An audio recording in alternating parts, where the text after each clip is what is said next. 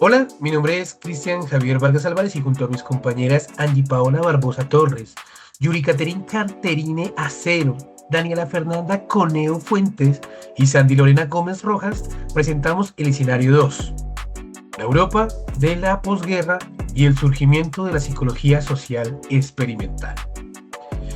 En estos minutos vamos a explicar por qué, después de la Segunda Guerra Mundial, la psicología social potenció el método experimental y la investigación de laboratorio, y qué consecuencias tuvo eso para la disciplina. La idea es ir de lo general a lo concreto. Primero, unos antecedentes para entender cómo se venía consolidando el campo. Luego, el impulso de la posguerra.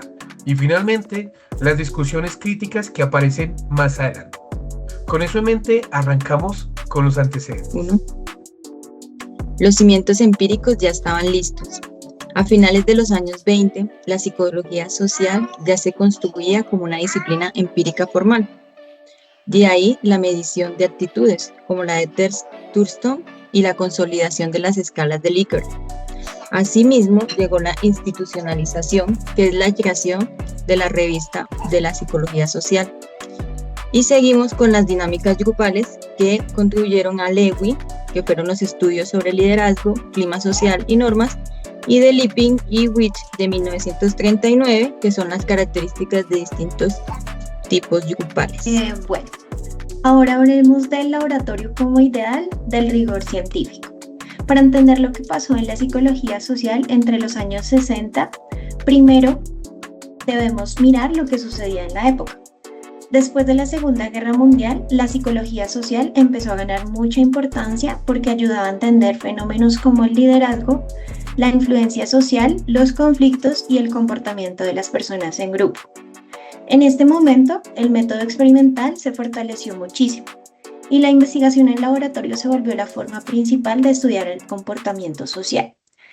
Los psicólogos buscaban hacer de su disciplina una ciencia más rigurosa. Por eso el laboratorio parecía ideal, ya que permitía controlar variables, comparar situaciones y obtener resultados que se podían repetir. Esto no solo se dio por temas académicos, sino que también por la influencia del contexto histórico. Muchos filósofos, sociólogos y psicólogos europeos emigraron a Estados Unidos durante y después de la guerra. Esto hizo que las universidades se fortalecieran y que la psicología social creciera como campo de investigación. Además, los programas universitarios empezaron a responder a necesidades del gobierno y de la sociedad. Por ejemplo, se investigaban temas relacionados con propaganda, toma de decisiones, temas sociales o comportamiento en situaciones de conflicto. Por eso también comenzaron a formarse equipos donde trabajaban en conjunto psicólogos, sociólogos, antropólogos y otros especialistas.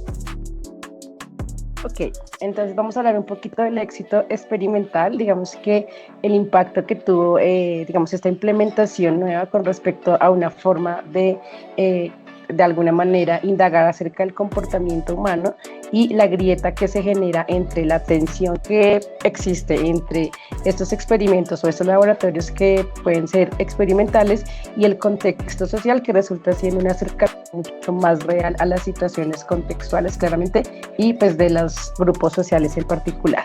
Para enfocar esto podemos hablar de ejemplos, claramente hay algunas variables o algunas investigaciones importantes a las cuales podemos asociar esto que estamos mencionando, son las de Milgram y sus estudios sobre la obediencia a la autoridad, que se vuelven un referente en el enfoque experimental.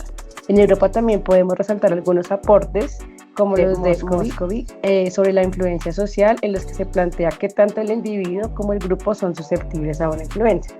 Estos trabajos se evidencian porque el laboratorio puede volverse tan atractivo, es decir, porque puede ser una herramienta que puede de alguna manera llegar a ser muy funcional en algún punto, pero también se convierte en algún momento como en alguna discusión, ya que no se puede lograr evidenciar qué tanto pueden llegar a ser qué tan cercanos pueden llegar a estar los resultados de los experimentos realizados en laboratorio a lo que realmente pasa en la sociedad. Entonces ahí se crea como de alguna manera una especie de discusión y podemos hacernos preguntas como hasta dónde los resultados del laboratorio realmente sí representan lo que pasa en contextos reales. Con esto me refiero a situaciones históricas, culturales, que pueden llegar a ser un poco más complejas de dar algún tipo de respuesta, ¿no? Estas tensiones que acabamos de mencionar dentro del enfoque experimental empiezan a generar algunas complejidades que se van volviendo como en discusiones posteriores y que resultan siendo de alguna manera pues una discusión entre esto que se experimenta de alguna manera y ya los resultados propios en sociedad. Bueno, y ya en los 70 tenemos una crisis que no es exclusiva de la psicología social. Hay crisis tanto en las ciencias sociales como en la sociedad en general. Bueno, en lo social tenemos la crisis de valores, asociadas primero a mayo del 68, y también se suman las crisis energéticas y económicas. Y acá en Latinoamérica tenemos crisis que son las dictaduras y los regímenes totalitarios. Además, a esto se le suma el surgimiento de la informática y su aplicación en la investigación.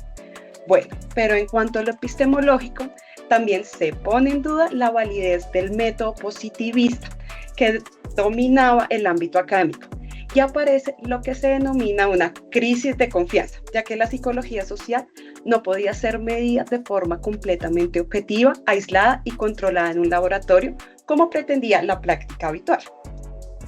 Y entonces, como consecuencia y como suma de todas estas situaciones, después de esta crisis se señala mayor pluralismo metodológico, que es una apertura hacia el espectro de teorías, métodos y prácticas, reconociendo que la complejidad del ser humano exige acercamientos diversos y también retoman paradigmas que antes se habían abandonado. Entonces, en este momento se proponen caminos como la interdisciplinariedad y crece la conciencia sobre la construcción histórica del conocimiento según los contextos y los propósitos. Bueno, ya para cerrar, como vemos en este escenario muestra la posguerra y los cambios institucionales que impulsaron la consolidación de la psicología experimental y de laboratorio, con estudios emblemáticos y un método dominante. También se muestra, además, que más adelante, que las críticas y la crisis abren el campo hacia el pluralismo metodológico,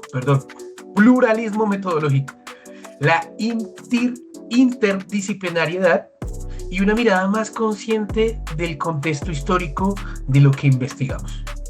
Bueno, esto es todo por hoy. Muchas gracias por vernos y nos encontramos en una próxima ocasión.